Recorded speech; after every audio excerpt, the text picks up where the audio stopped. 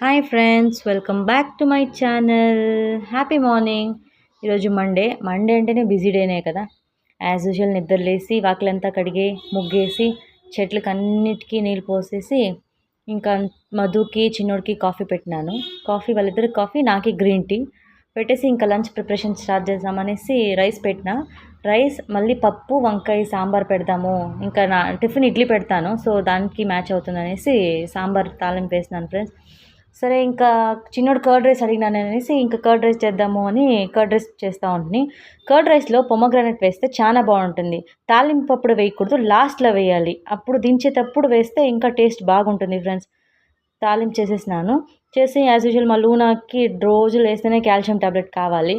దానికి లూనాకి calcium tablet వేసేసి ఇంకా టైం అయిపోయింది. టిఫిన్ అంతా ప్యాక్ చేద్దాము అనేసి నేను ముగ్గురికి టిఫిన్ ప్యాక్ చేయాలి.